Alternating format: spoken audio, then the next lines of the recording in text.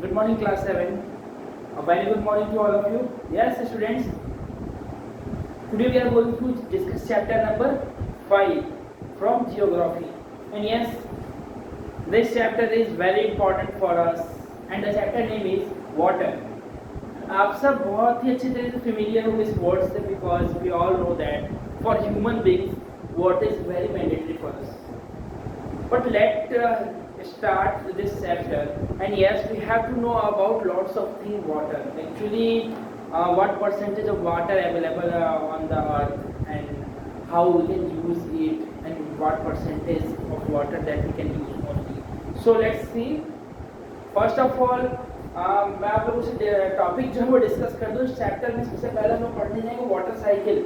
Yes, हम सब जानेंगे वाटर साइकिल क्या है, वाटर साइकिल में किस तरह जो वाटर है सर्कुलेट होता है साइक्लिक मूवमेंट में, ऐसा कह सकते हैं.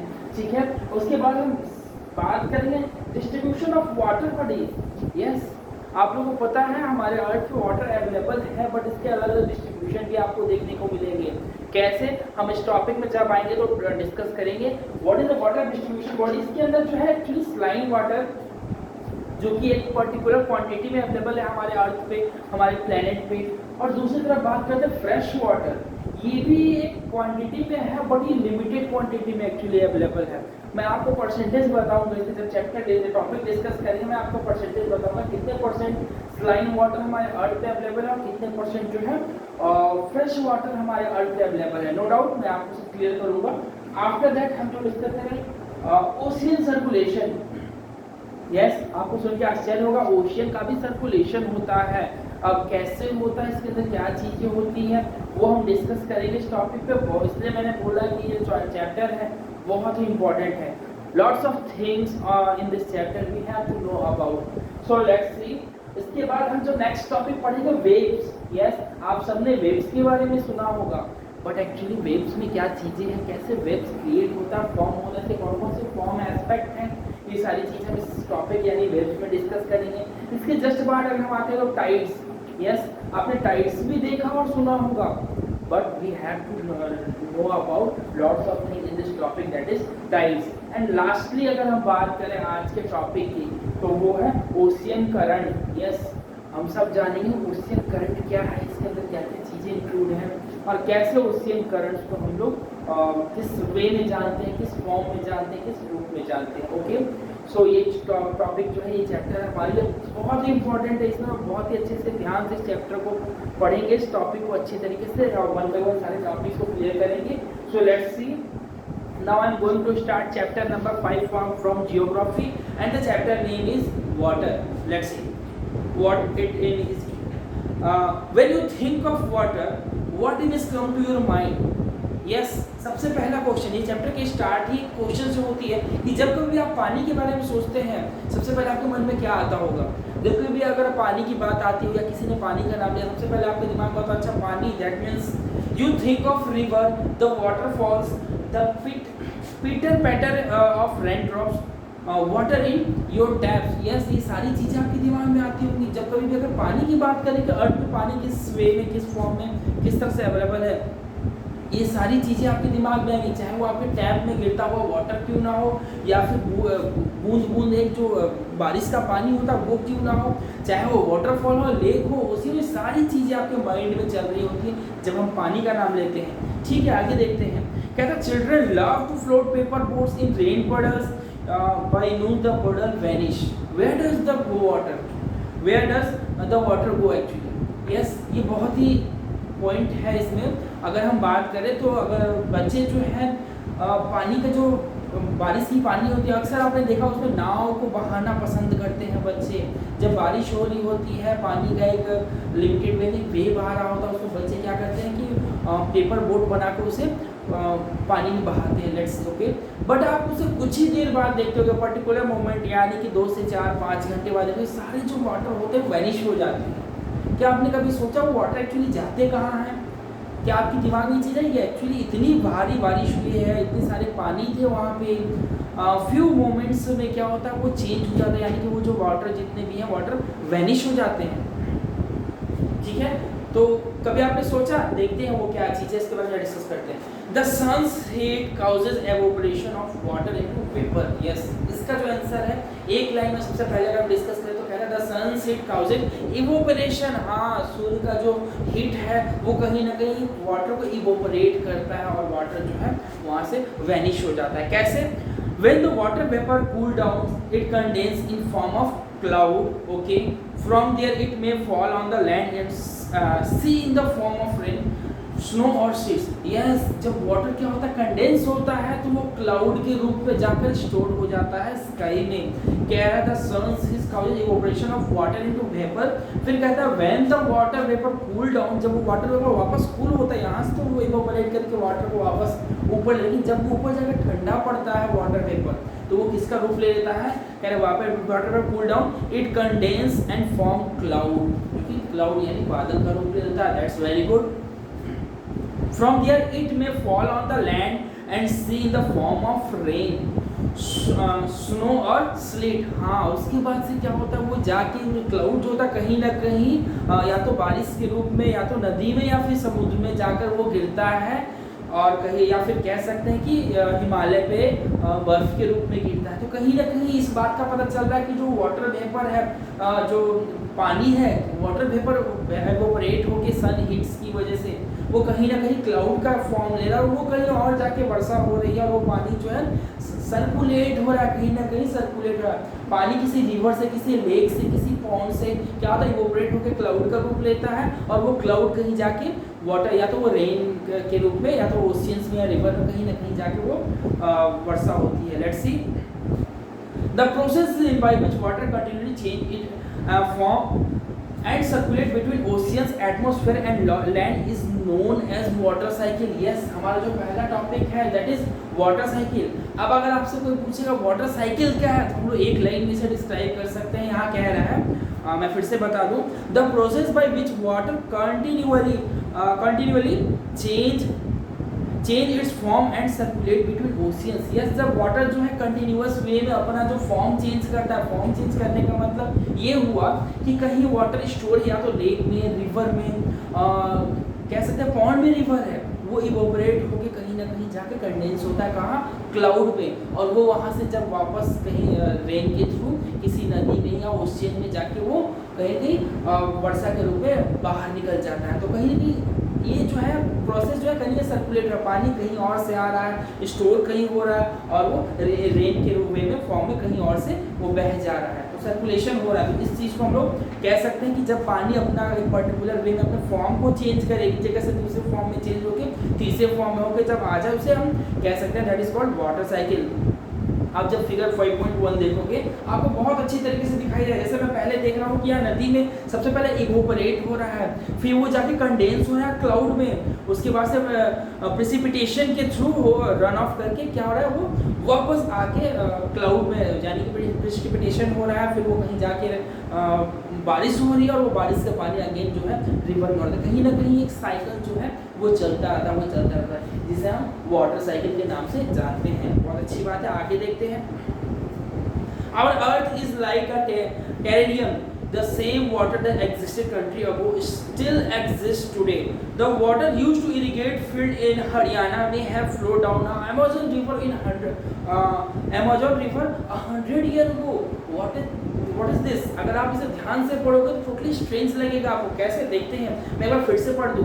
कह रहा है the water used to irrigate field in Haryana, जो भी पानी हरियाणा में इरिगेशन के लिए इस्तेमाल होता है, यूज होता है, उसके बारे में कह रहा है may have flow down the Amazon river 100 year ago. हो सकता है कि वो अमेज़न बहुत साल पहले अमेज़न रिवर से क्या हुआ, फ्लो डाउन होके आया होगा। कैसे? Due to the water cycle. जैसा कि अभी मैंने बताया वाटर साइकिल में होता है पानी कहीं से इवोपरेट होता है, कंडेंस कहीं और होता है, जाके फ्लो कहीं और हो जाता है। तो कहीं ना कहीं हम ये ऐसा कह सकते, थोड़ा स्ट्रेंज है लेकिन सच है। Let's C The major source of fresh water are the rivers, pond, spring and glacier। yes, इसे आप पेंसिल से पॉइंट आउट कर सकते हो बिकॉज ये सारी चीज़ इंपॉर्टेंट है। अगर कोई पूछे फ्रेश वाटर का सोर्स क्या है तो बहुत ही इजी वे में आप बता सकते हो। The major sources of fresh water are like river, ponds, springs and glacier। The ocean body, the seas contain salty water। yes, अगर यहाँ बात करें सलाइन वाटर या साल्टी वाटर की बात करें तो अभी हमने देखा फ्रेश वाटर के सोर्स क्या है, अब हम देखेंगे साल्टी वाटर जो है वो कहाँ अवेलेबल है। तो कहता है the ocean bodies and the seas contain salty water. जितने भी ओशियन बॉडीज होते हैं, जितने भी सीज होते हैं, उसमें अक्सर आपको साल्टी वाटर देखने को मिलेगा। अगर आप फ्रेश वाटर वहाँ ढूंढोगे तो वो पॉसिबल नहीं है कि ओशियन से या फिर किसी भी सीज से हम फ्रेश वाटर निकाल सके, बिकॉज वहाँ पे मोर देन 95% जो है वो कहीं ना कहीं साल्टी वाटर अवेलेबल होते हैं। ओके, एक्चुअली मैं इसका एग्जैक्ट परसेंटेज आपको आगे बताऊंगा कितना परसेंट साल्टी वाटर है, बट हम लोग कह सकते हैं मोर देन 95, 96 या फिर exactly 97%। Let's see the water body of the ocean is salty और saline at it contain large amount of dissolved salt. Yes, most of the salt sodium chloride और the common table salt you eat. जितने भी हम लोग salt जो है use में लाते हैं खाने के, वो कहीं ना कहीं वो ओशियन बॉडी से, सी से ही वो निकाले जाते हैं, बिकॉज जो सी है उसमें जो स्लाइन वाटर जो है कह सकते हैं अक्सर वो सीज में या फिर ओशियन में फाउंड किए जाते हैं।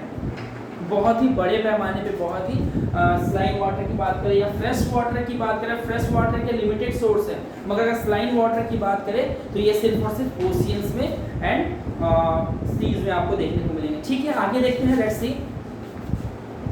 अगला टॉपिक है that is distribution of water bodies. Yes, अब मैं जरा से स्लाइन वाटर, फ्रेश वाटर को तो मैंने आपको शॉर्टली समझाया। अब जरा डिस्ट्रीब्यूशन ऑफ वाटर बॉडी के बारे में डीपली समझते हैं एक्चुअली ये है क्या। Let's see, We all know that 3/4 of the Earth's surface is covered by the water। बिल्कुल सही, हमारे अर्थ का 3/4 पोर्शन जो है वो कहीं ना कहीं वाटर से कवर्ड है। ये आप सब बहुत अच्छी तरीके से जानते हो। आगे कहता है if there is more water than land on the earth, why do so many countries face water scarcity। बहुत ही अच्छा पॉइंट है। अक्सर आपके मन में ये आता है, मेरे मन में भी ये आया कि अगर हमारा जो अर्थ है वो 3 साइडेड अगर वाटर से कवर है तो फिर बहुत सारे ऐसे कंट्रीज हैं जिनको आज भी वाटर स्कार्सिटी का प्रॉब्लम फेस करना पड़ता है। ऐसा क्यों? बहुत ही अच्छा क्वेश्चन है ये, इसके ऊपर सोचने की जरूरत है। हम लोग बात डिस्कस करते हैं। It all the water on the earth available is all the water on the earth available to us. क्या जितने भी वाटर हमारे अर्थ पे अवेलेबल है, क्या वो हमारी यूजेबल है, हमारे यूज करने योग्य है, इस्तेमाल करने योग्य है वो? क्योंकि जैसा कि अभी हमने फर्स्ट लाइन में पढ़ा डिस्ट्रीब्यूशन ऑफ वाटर बॉडीज में, पहला लाइन जो है वो कहता है we all know that 3/4 of the earth surface covered by the water, then why some countries face water scarcity on that time. क्यों ऐसा होता है, देखते जाए इसके बारे में।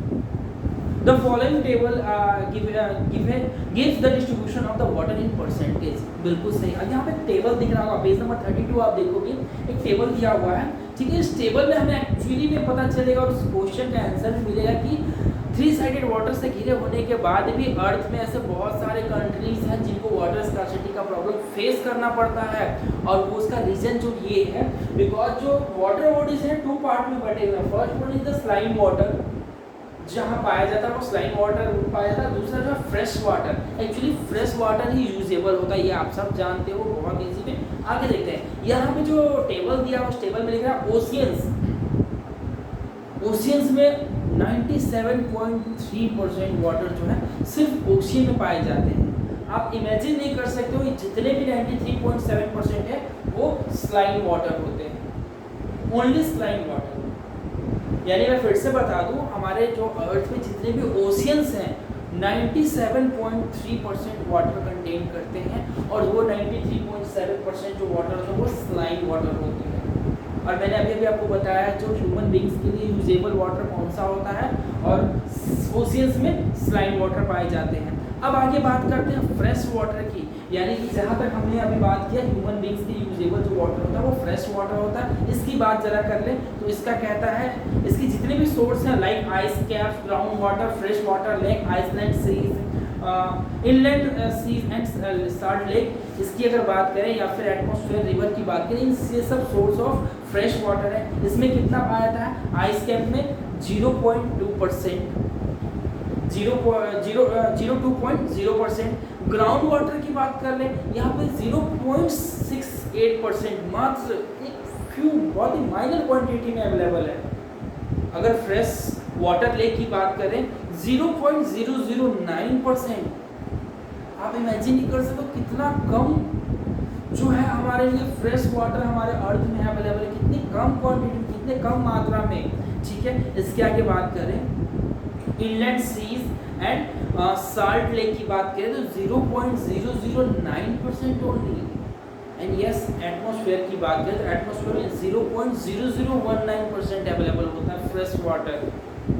वॉट एवर हम लोगों से यूज़ करते हैं वो सोर्स क्या होता है, कहाँ से हम गेन करते हैं फ्रेश वाटर, लेकिन अगर टोटल फ्रेश वाटर की बात करें तो ये आंकड़े, ये डेटाज है जो कि देख के आप शॉक रह जाओगे। एंड यस, रिवर की बात करें तो रिवर में जो फ्रेश वाटर की जो परसेंटेज है दैट इज 0.0001, 0.0001। ये फ्रेश वाटर और ये टोटल जो होते हैं, टोटल के सम्स लाइन फ्रेश मिला के 100% ऑफ वाटर हो गए। अब आप इमेजिन कर सकते हो कि हमारे अर्थ पे अगर वाटर बॉडीज की बात करें तो 3 साइडेड कवर्ड होने के बाद भी बहुत सारे कंट्रीज जो है वो वाटर स्कार्सिटी फेस करते हैं। इसका रीजन आपको समझ में आ गया होगा। ओके, अगर हम आज आगे बात करें, देखते हैं water distribution can demonstrated by a simple activity. Yes, यहाँ पे एक सिंपल एक्टिविटी है जिसके थ्रू हम लोगों को वाटर डिस्ट्रीब्यूशन जो है दिखाई देगा। एक बार जरा इस एक्टिविटी को जरा पढ़ लेते हैं। यहाँ कह take 2 liters of water, let it represent the total water on the surface of the earth, measure out 12 spoon of water from the vessels into another bowl. The water that is left behind the vessels represent the salty water from ocean seas, and the water obviously not fit for consuming.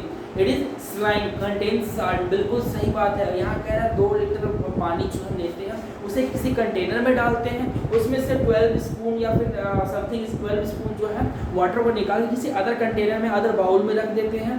जो bowl हमने 12 spoon जो पानी निकाला वो सिर्फ हमारे लिए fresh water है। ये 2 लीटर में से हमने 12 स्पून जो वाटर निकाला वो फ्रेश वाटर है, हमारी यूज़ करने लायक है। ठीक है, और रेस्ट जितना पानी बच गया वो सॉल्टी वाटर है। और यहाँ ये भी लिखा है this water is obviously not fit for consuming. हाँ, जो सॉल्टी वाटर होता है वो हमारे यूज़ के लिए नहीं होता, उसे हम डायरेक्ट वे में नहीं पी सकते हैं। यस, इट इज स्लाइम, क्योंकि इसके अंदर नमक मिला हुआ है। ठीक है, 12 spoon of water that taken in a bowl, that is totally amount of fresh water on the earth. The figure shows that the distribution of the fresh water. See yourself how much water can actually to be used by you. Yes, और जो 12 spoon water जो हमने एक अलग bowl में रखा था, actually वो जो 12 स्पून वाटर है यानी 12 चम्मच पानी जो है वो आपके यूजेबल है, यूज़ करने लायक, उसे आप पी सकते हो। अब 2 लीटर पानी में से सिर्फ 12 स्पून अगर आप वाटर की अलग कर दो, आपको अंतर साफ दिखाई देगा कितना परसेंट जो वाटर है वो स्लाइम वाटर है, यानी नमकीन पानी है, नमक भरा पानी है, जो कि हमारे यूज के लिए बिल्कुल भी नहीं है। और आप देख सकते हो कितना जो है परसेंट वो फ्रेश वाटर है जिसे हम इस्तेमाल कर सकते हैं। क्वांटिटी जो है आपको पता चलेगा और आप खुद से अंदाजा लगाओ आपने कितना परसेंट वाटर जो है पूरे दिन में वेस्ट कर देते होगे। ठीक है, कह रहा see yourself how much water can actually to be used by you और वेस्टेड बाय यू, ये दोनों आपको मेजर करना होगा। कितना परसेंट पानी जो आप इस्तेमाल करते हो डेली यूज में, कितना वेस्ट कर देते हो। It is very important point actually. Okay, move to the next topic. The next topic is ocean circulation. Yes, मैंने कहा था ओशियन का भी सर्कुलेशन होता है। अब ये किस वे में, किस फॉर्म में होता है, जरा इस पे ध्यान दे। तो कहता है there is something magical about walking barefoot on the shore. ठीक है, हाँ, कुछ एक अलग अनुभव होगा जब आप समुद्र के तट पर आप जब सफ़र कर रहे होंगे, घूमने गए होंगे, तो एक बहुत ही अलग फील होता होगा आपको।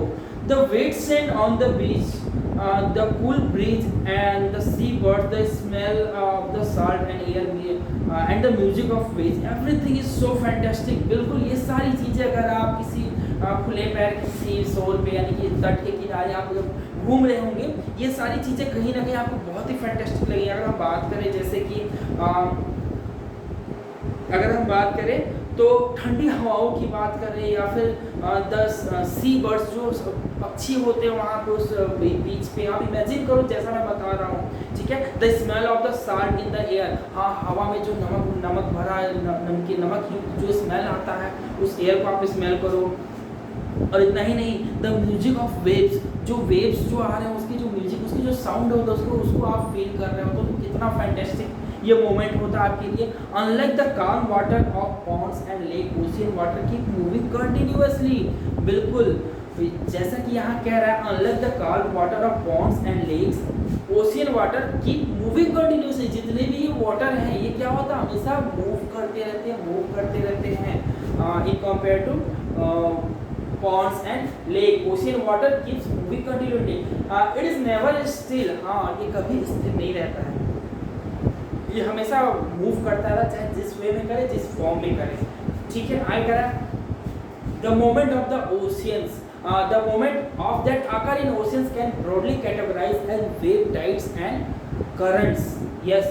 और ये जो मोमेंट होता है ओशियंस में बेसिकली से 3 पार्ट में कैटेगराइज कर सकते हैं, जिसका पहला नाम है वेव्स, दूसरा नाम है टाइड्स एंड तीसरा नाम जो है वो करंट, यस। आप उसे ओशियन करंट्स का भी नाम दे सकते हो। मैं फिर से बता दूं, इट इज नेवर स्टिल, वो कभी रुका नहीं रहता, स्थिर नहीं रहता है।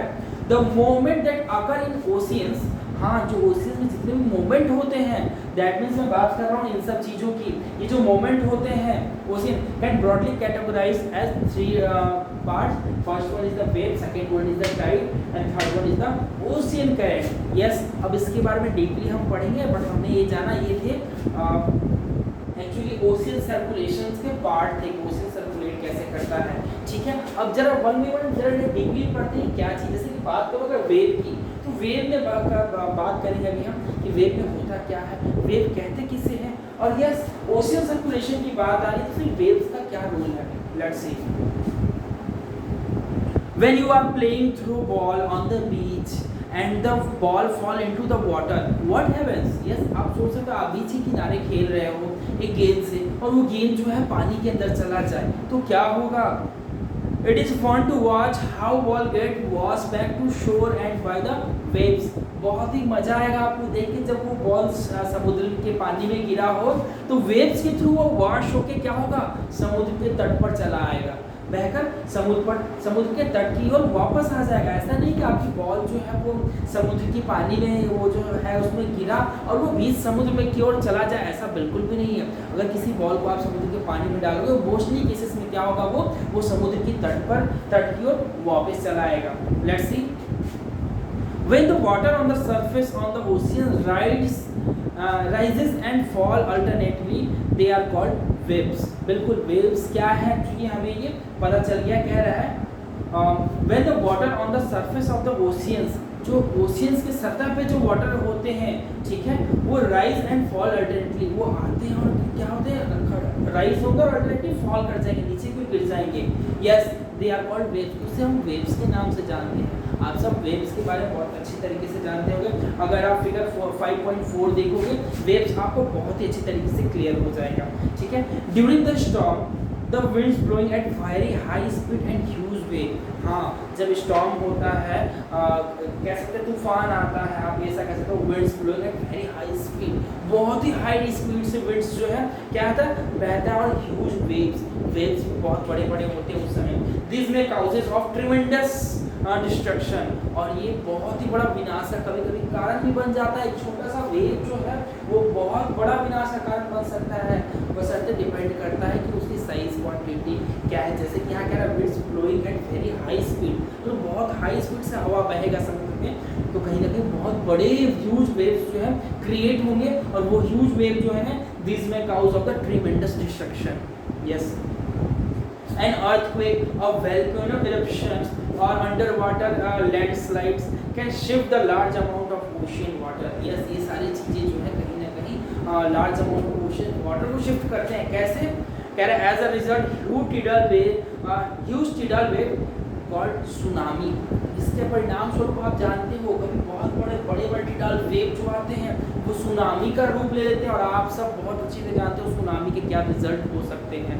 इसके पहले भी आपने देखा होगा, इस बुक में भी हम आगे देखेंगे। Okay, that may be as high as 15 metre. Yes, वो जो वेव होता है टिडाल वेव वो हो सकता है 15 मीटर का भी हो। Okay, it's form the largest 15 metre के आसपास का होता है, ठीक है। The largest tsunami ever measure was 150 metre high. हाँ, अभी हमने वेव की बात की, वो बेसिकली 15 मीटर के आसपास में होता है, लेकिन अब तक का जो सबसे हाईएस्ट वेव मेजर किया गया है जो कि सुनामी का रूप ले चुका था वो है 150 मीटर।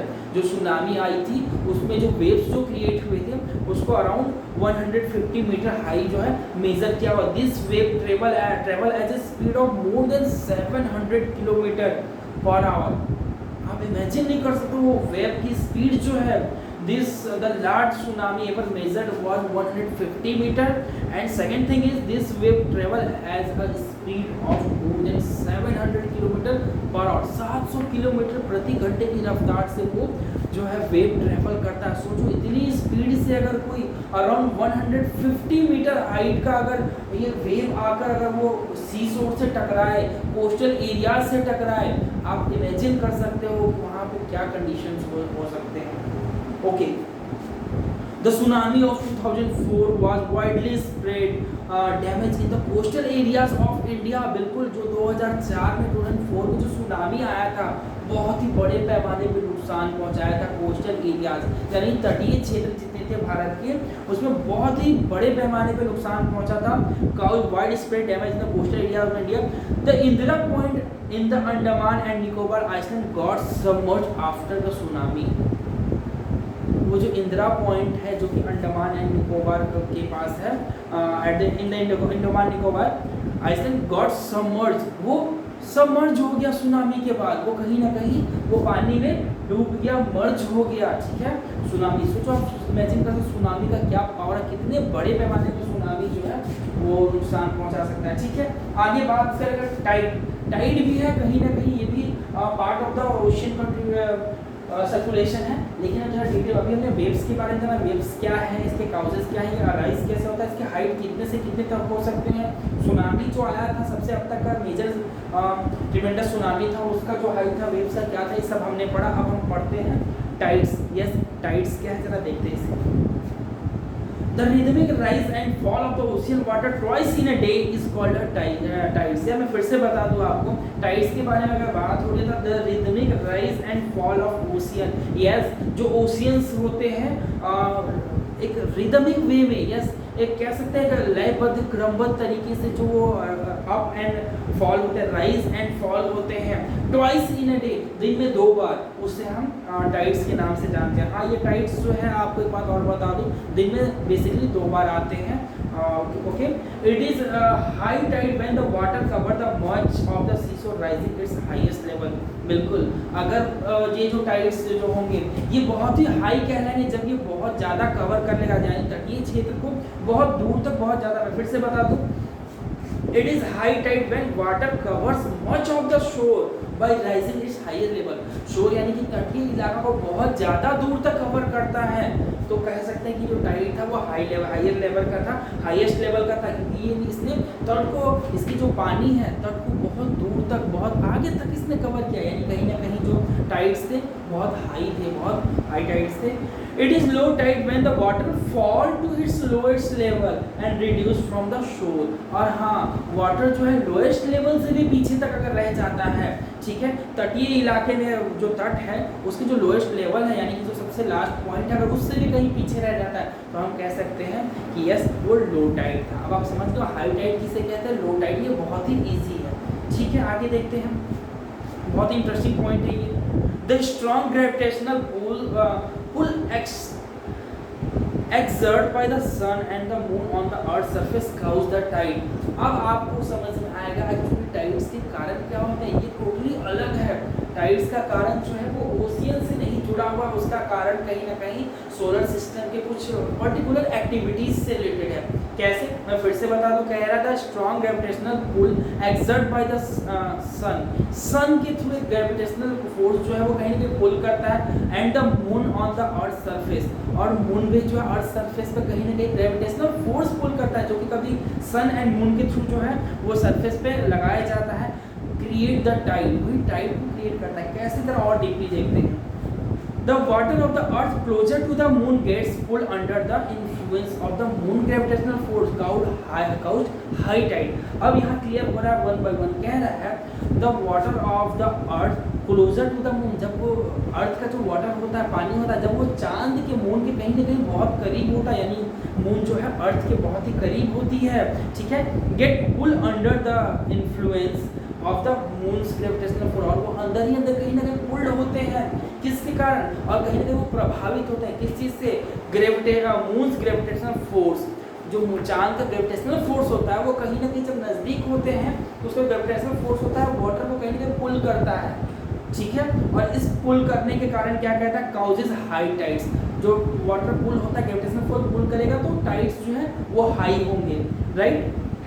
और आगे कहता है during the full moon and the new moon day the sun the moon and the earth are in a same line. हाँ, जब फुल मून डे होता है तो सन अर्थ एंड मून जो होते हैं वो सेम एक सिमिलर लाइन में होते हैं, and the tides are highest, वो हाईएस्ट होता है क्योंकि जब सन होता है उस समय अर्थ के बहुत ही क्लोज होता है, ठीक है, और जब भी मून जो है वो हमेशा अर्थ के क्लोज होता है, जब भी मून जो अर्थ के क्लोज आएगा उसमें से ग्रेविटेशनल फोर्स क्रिएट होता है जो कि टाइड्स को जो है वो पुल करता है, और पुल करने से टाइड्स जो है हाई वेव क्रिएट होता है। बहुत अच्छी बात है। This tides during the full moon and the new moon day and the sun moon the moon and the earth are in the same line, the tides are highest, these tides are called spring tides। हाँ, इसे हम spring tides के लिए नाम से भी जानते हैं। अगर फिगर 5.5 देखोगे बहुत अच्छी तरीके से क्लियर होने वाला है। But when the moon is in first and the last quarter, लेकिन वहीं उसके उलट जब मून जो है फर्स्ट एंड लास्ट क्वार्टर में जब होता है, but when the moon is in its first and last quarter the ocean water gets drawn in diagonally opposite direction by the gravitational force pulled of sun and moon resulting the low tides। लेकिन जब चांद अपने 1/1 या फिर 1/4 quarter में होता है तो कहीं ना कहीं एक पर्टिकुलर ग्रेविटेशनल फोर्स जो कि सन के थ्रू क्रिएट होता है, ठीक है, जिसमें मून का जो है रोल बहुत ही कम होता, कह रहा है gravitational pull of the sun and moon resulting the low tides. कहीं ना कहीं सन से भी ग्रेविटेशनल फोर्स पुल हो रहा था, मून से भी कुछ वे में होता है, तो कहीं ना कहीं टाइड्स जो होता है वो प्रेशर कम क्रिएट होता है, जिसकी वजह से टाइड्स जो है वो ज़्यादा हाई नहीं हो पाते, जिसके कारण से हम उसे कह सकते हैं उसे लो टाइड्स का नाम दे सकते हैं। कह रहा है moon resulting in low tides, these tides are called neap tides। उसे हम कभी कभी लो टाइड्स को नीप टाइड्स के भी टाइड्स के नाम से जानते हैं। अगर फिगर 5.5 देखोगे स्प्रिंग टाइड्स एंड नीप टाइड्स के बारे में बहुत अच्छी तरीके से फिगर आपको क्लियर कर दिया है। ओके, आगे देखते हैं, कहता है high tides help in navigate. Yes, हाँ, लेकिन एक खासियत है, हाई टाइड्स हमेशा नेविगेशन में बहुत मदद करता है, बहुत ही मददगार होता है। कैसे नेविगेशन में, जरा इसे देखते हैं। They raise the water level close to the shore, water level को कहीं ना कहीं वो राइज करते हैं और शोर यानी तटीय इलाके की तरफ उसको धकेलते हैं, लेकर चले आते हैं। This help the ship to arrive at the harbour more easily, और ये जो शिप्स होते हैं उसे हार्बर तक पहुंचने में, डॉकयार्ड तक पहुंचने में बहुत ही आसानी होती है, और वो इस साइट्स के बदौलत बहुत ही आसानी से वो तट तक, हार्बर तक, या कह सकते हैं कोस्टल एरियाज तक या डॉकयार्ड तक बहुत आसानी से शिप जो है मूव ऑन कर जाता है बिकॉज ऑफ दिस टाइड्स। क्योंकि कह रहा है कि ये इसलिए बोला ये हाई टाइड्स जो है नेविगेशन बहुत ही हेल्प करते हैं। आगे देखते हैं the high tides also help in fishing. Yes, high tide जो है फिशिंग में भी बहुत मददगार होते हैं, ठीक है, कहीं ना कहीं इसका भी बहुत एक अच्छा इम्पैक्ट है। कैसे देखते हैं जरा। Many more fishes come closer to the shore during the high tide. जब हाई टाइड होती है तो जितने भी फिश होते हैं उस टाइड के अकॉर्डिंग सीधे वो शोर की ओर बह के चले, यानी तट की यानी कोस्टल एरियाज की तरफ बह के जाते हैं, तो वहाँ पे फिशिंग करने में ज़्यादा आसानी, ज़्यादा कंफर्टेबल होता है। This enable fisherman to get a plentiful catch, और ये कहीं ना कहीं जो फिशरमैन होते हैं यानी मछुआरे जो होते हैं उन्हें प्रचुर मात्रा में मछली पकड़ने में बहुत ही आसान होता है। जब भी हाई टाइड्स होता है जो समुद्र की मछलियाँ होती हैं उस टाइड से प्रभावित होकर कहीं ना कहीं सीशोर की तरफ चली आती हैं, जो कि मछुआरों को बहुत मदद करता है। मछुआरे जाल फेंक के या जो भी तरीके होंगे उससे वो क्या करते हैं, मछलियों को पकड़ लेते हैं, बिकॉज हाई टाइड में मछलियाँ हमेशा तट के किनारे की ओर चली, और लो टाइड की मछलियाँ जो हैं वो बहुत ही दूर होती है, तो मछुआरों को भी बहुत दूर जाना पड़ता है। इसलिए हाई टाइड्स जो है कहीं ना कहीं बहुत ही फ़ायदेमंद होता है। नेविगेशन की बात करें या शिप को शोर तक पहुंचने की बात करें या फिर फिशरमैन और फिश की बात करें ठीक है। The rise and fall of the water due to the tides being used to generate electricity in some place. Yes, एक और फायदा मिला tides का। क्या है? The rise and fall of water due to this tide being out to generate electricity. हाँ, इन tides का ऊंचा उठना और नीचा गिरना कहीं ना कहीं इलेक्ट्रिसिटी प्रोड्यूस करने में बहुत ही मददगार होता है। हम आगे इसी बुक में आगे पढ़ेंगे इसके बारे में बहुत deeply. Generate electricity in some places, कुछ जगहों पर इलेक्ट्रिसिटी जनरेट करने में टाइड्स जो है बहुत ही मददगार होते हैं। लेट्स सी, अगर आप आगे बात करें ocean currents, yes ocean currents की अगर बात करें तो ओशियन करंट्स भी आज हम पढ़ने वाले हैं। ये भी कहीं ना कहीं इसका एक पार्ट है। देखते हैं कैसे क्या है ओशियन करंट्स में। Let's see, ocean currents are streams of water flowing continuously on the ocean surface in a different direction। बिल्कुल, ocean currents जो है वो वाटर सरफेस पे जो एक डिफरेंट डायरेक्शन में जो जा रहा होता है, फोर्स पुल होता है। ocean currents are streams of water, water के स्ट्रीम्स होता है flowing continuously on the ocean surface, जो कि ओशियन की सतह यानी समुद्र की सतह पर कंटिन्यूसली फ्लो करता है। Yes, flowing continuously surface different direction, हाँ लेकिन किसी डिफरेंट डायरेक्शन में फ्लो करता है, उसे हम ओशियन करंट कह सकते हैं। द ओशियन करंट्स में भी वार्म और कोल्ड, हाँ ये डिपेंड करता है एक्चुअली। ओशियन करंट कभी हो सकता है वार्म हो सकते हैं, कभी कोल्ड भी हो सकते हैं। अगर आप फिगर 5.6 देखोगे तो कहीं ना कहीं आपको दिखाई देगा कैसे ओशियन करंट जो है कहीं पे कोल्ड है और कहीं पे वार्म है। लेट्स सी,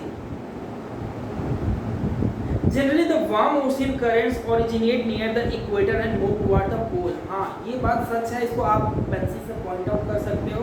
कह रहे हैं जनरली सामान्य तौर पे क्या होता है, जो वार्म ओशियन करंट यानी गर्म ओशियन धारा जो होती है, right, originate near the equator, equator के आसपास में ओरिजिनेट होता है और वो क्या होता है पोल की तरफ मूव करता है, move toward the pole.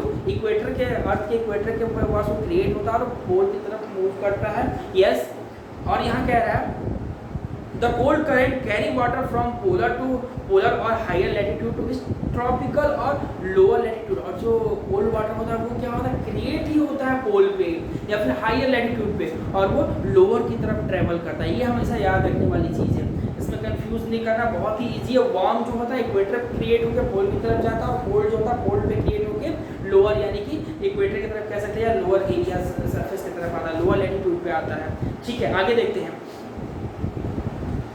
The Labrador Ocean current is cold current while the Gulf Stream is warm current। Yes, इसको भी आप पहले से पॉइंट आउट बहुत ही इंपॉर्टेंट है। कह रहा है लेब्राडोर जो ओशियन करंट है वो कोल्ड में काउंट होता है। कह रहा है the Labrador ocean current is cold current. हाँ, लेब्राडोर जो है वो कोल्ड करंट होता है लेब्राडोर, क्योंकि आप इमेजिन कर सकते हो अगर वो कोल्ड है तो उस ओशियन का प्लेस कहाँ है, पॉइंट का आप इमेजिन कर सकते हो, अभी मैंने बताया।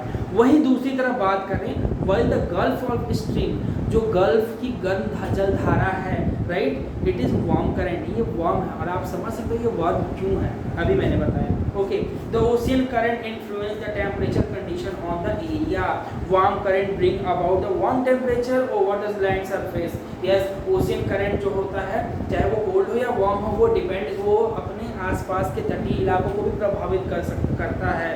कह रहा warm current bring about warm temperature, जो वार्म करंट होता है अपने साथ साथ गर्म टेम्परेचर भी लेकर आती है और उस एरिया को इफेक्ट करती है कहीं ना कहीं। Warm current bring about warm temperature over the land surface. Yes, the area while the warm and cold currents meet provide the best fishing ground of the world. बहुत ही अच्छी बात हमने जानी भी। कह रहा है the area where the warm and cold current meet provide the best fishing ground of the world. जहाँ भी गर्म और ठंडी जल धाराएं मिलती हैं वो फिशिंग पॉइंट के लिए बहुत ही बेस्ट होता है पूरे वर्ल्ड में। Sea around Japan and the eastern coast of the North America are such example. Yes, इसके कुछ एग्जाम्पल भी हैं अगर बात करें तो जापान के आसपास के समुद्र के और नॉर्थ अमेरिका के में ये सब अक्सर देखने को मिलते हैं। The area where a warm and cold current meet also experience fog weather making it difficult for navigation also. हाँ, एक और इसकी खास बात ये है कि ऐसे एरिया जहाँ पे कोल्ड एंड वार्म दोनों करंट जो है आपस में मिलते हैं, एक्सपीरियंस फॉगी वेदर, वहाँ पे वेदर जो है फॉगी हो जाता है जो कि नेविगेशन में बहुत ही कठिनाई आती है। तो कहीं ना कहीं आपको इसी पे ध्यान रखना होगा जब कोल्ड एंड वार्म जो करंट आपस में मिलते हैं तो वहाँ का टेम्परेचर, वहाँ का वेदर कंडीशन कैसे हो जाते हैं, और जहाँ पे सिर्फ कोल्ड होता है वहाँ कंडीशन कैसे, वार्म का क्या इफेक्ट पड़ता है कोस्टल एरियाज पे। तो हम कह सकते हैं जो वाटर है वो हमें आज जाना है वाटर साइकिल के बारे में इस चैप्टर में। फिर हमने देखा डिस्ट्रीब्यूशन ऑफ वाटर बॉडीज देखा हमने। इसके बाद हमें स्लाइन वाटर को जाना है, स्लाइन वाटर कितने परसेंट में अवेलेबल है ये बिल्कुल हमें याद कर लेना है, बहुत इंपॉर्टेंट है। और यस, फ्रेश वाटर की बात करते हैं तो सोचने की जरूरत है कि फ्रेश वाटर एक तो इतने लिमिटेड, बहुत ही माइनर क्वांटिटी में अवेलेबल है हमारे एटमॉस्फेयर में, हमारे अर्थ पे, हमारे प्लेनेट पे। वैसे हमें इस चीज़ का ध्यान रखना, वाटर का यूजेज कितना होना चाहिए हमारी तरफ से, और वेस्टेज तो बिल्कुल 0 पॉइंट होने चाहिए। ओके, फिर हमने देखा ओशियन सर्कुलेशन के बारे में पढ़ा हमने फाइनली। उसके बाद से अगर बात करें तो वेव्स के क्या फ़ायदे, कैसे क्रिएट होते हैं, इसके क्या क्या सिम्टम्स हैं, और ये किसकी वजह से वेव्स एक्चुअली क्रिएट होते हैं, इसमें ओशियन का क्या रोल है या भी नहीं है, इन सब चीज़ों के बारे में हमने अभी डिस्कस किया। यस, फिर हमने पढ़ा टाइड्स, इसके फ़ायदे, कैसे टाइड्स क्रिएट होते हैं, इसके अंदर क्या चीज़ें होती हैं, इन सब चीज़ों के बारे में हमने पढ़ा टाइड्स। और लास्टली हमने देखा ocean currents. Yes, basically ocean currents कितने वे में कैटेगराइज किए गए हैं, कौन कौन से करंट हैं, उसके क्या फ़ायदे हैं, क्या घाटे हैं। यस, कौन सा करंट, लाइक अगर हम बात करें कोल्ड एंड वार्म करंट की, राइट, तो कोल्ड करंट किस डायरेक्शन से किस डायरेक्शन में फ्लो करता है, एंड वार्म करंट जो है वो किस डायरेक्शन से किस डायरेक्शन में मूव ऑन करता है। और जब ये दोनों करंट आपस में मिलते हैं तो फिर वहाँ पे क्या होता है, इन सब चीज़ों को पढ़ा। ठीक है, तो this is the our chapter that is water.